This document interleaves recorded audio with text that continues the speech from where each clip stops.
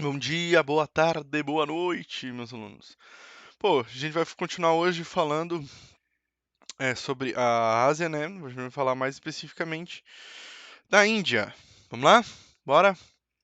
Compondo o quadro das 10 maiores economias do mundo, a gente tá falando, desculpa parar no meio. A gente tá falando da China no último, agora a gente vai falar da Índia, né?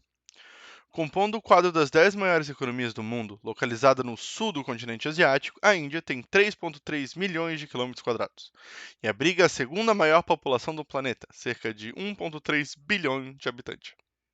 Bastante gente. Embora existam milhões de pessoas situadas em grandes aglomerações urbanas, 66% da população indiana se estabelece em áreas rurais. Certo? Então, 66% das pessoas vivem em fazendas e tal, áreas não urbanas.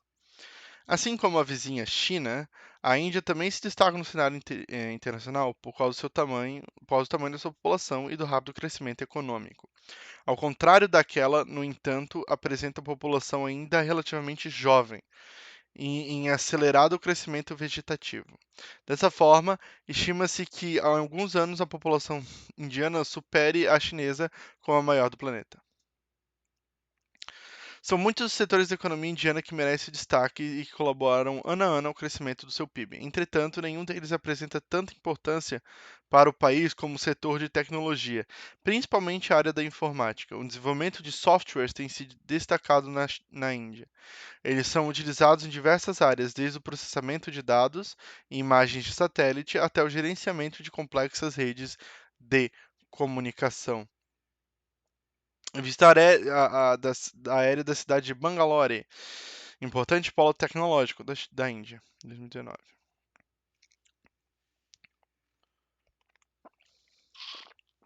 Em virtude da grande disponibilidade e do baixo custo de mão de obra, a partir de 1990, multinacionais do ramo da informática se estabeleceram unidades de pesquisa e desenvolvimento da cidade de Bangalore e regiões próximas.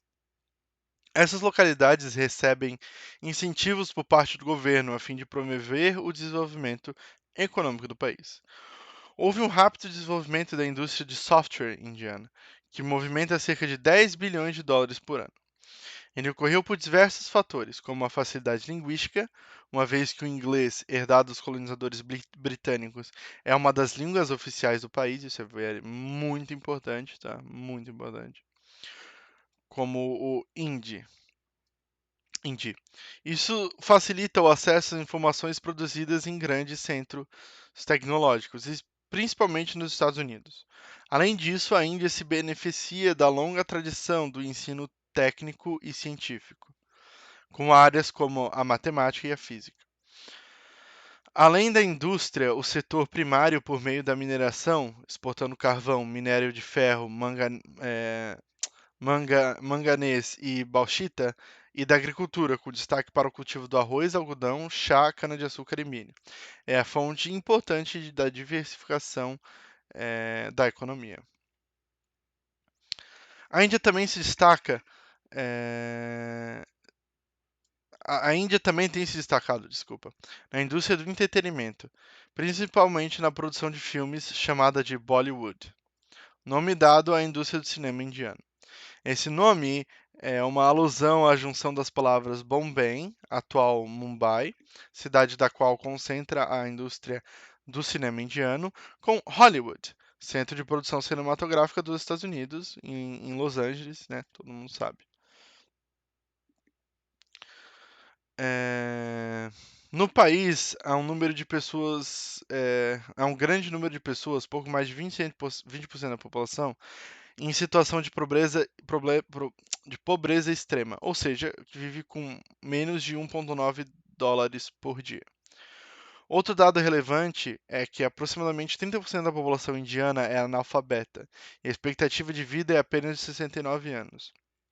O que se encontra em muitas cidades do país são moradias precárias que carecem de água potável, saneamento, além de escassos serviços de saúde serem ofertados aos indianos de forma geral. Eu tenho certeza que vocês já viram o quão crowded, o quão lotado algumas cidades indianas são, certo? É bem aplicado, é bem mostrado em vários tipos de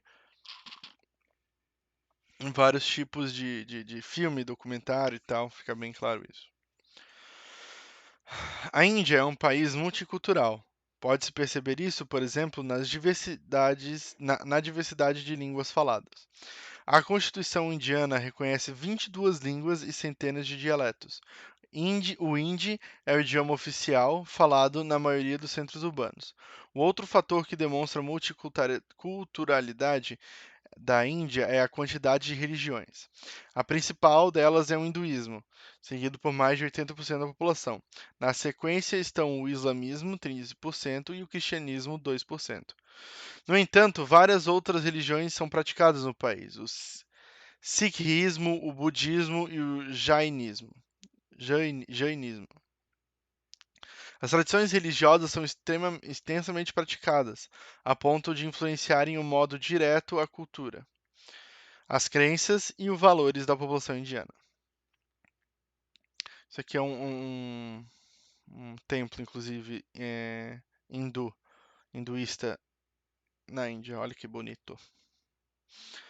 O hinduísmo, religião mais praticada no país, no hinduísmo, a religião mais praticada no país, a população é classificada de acordo com o sistema de castas, uma tradição milenar que estabelece uma rígida segregação social que, pela hereditariedade, define o papel de cada pessoa na sociedade. Embora esse sistema não seja reconhecido como forma oficial de governo do país, as castas ainda exercem forte influência no cotidiano da população, em especial a se tratar de casamento entre pessoas de castas diferentes.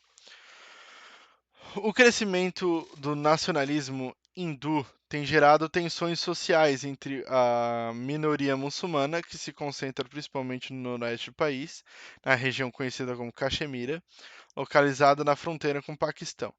O país é de maioria muçulmana que reivindica a soberania sobre a parte desse território.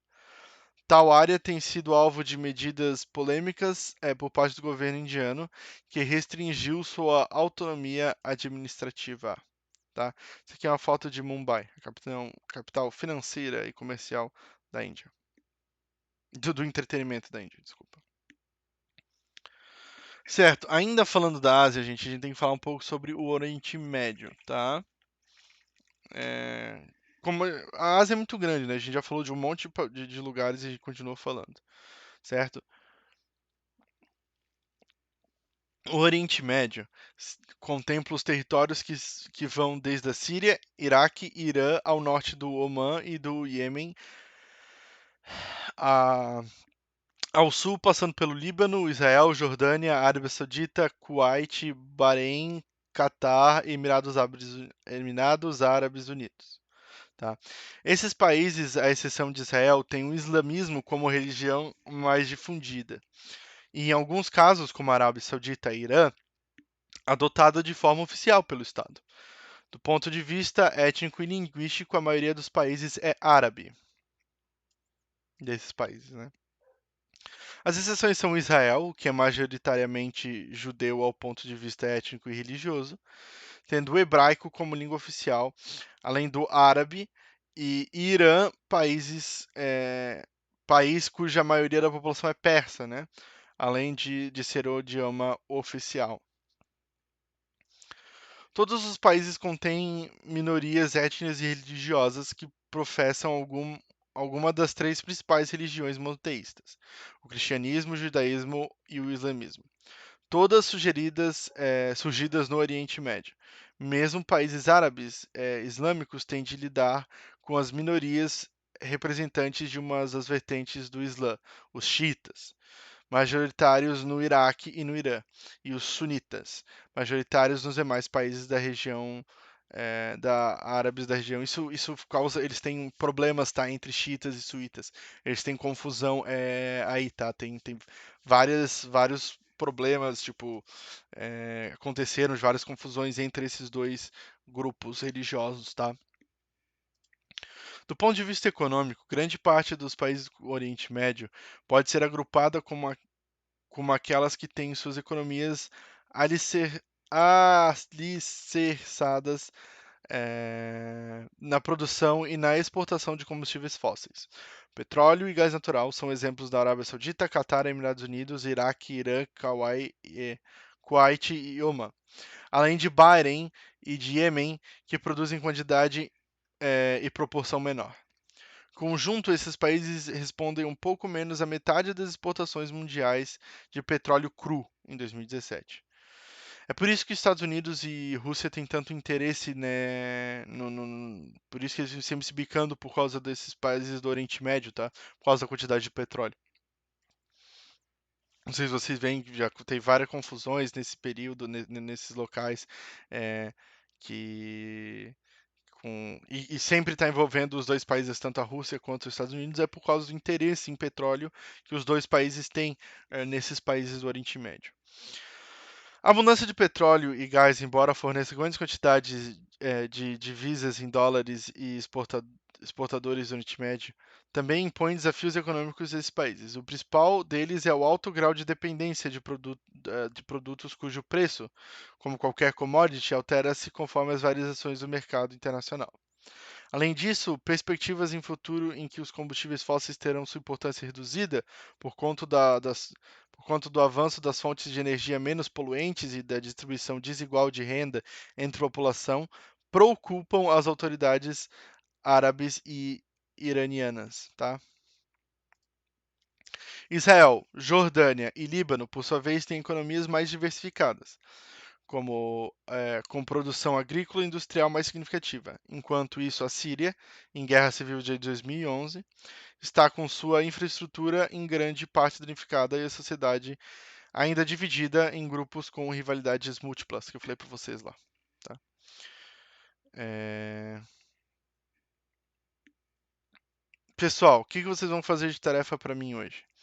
Vocês vão ler os tigres asiáticos aqui, página 34.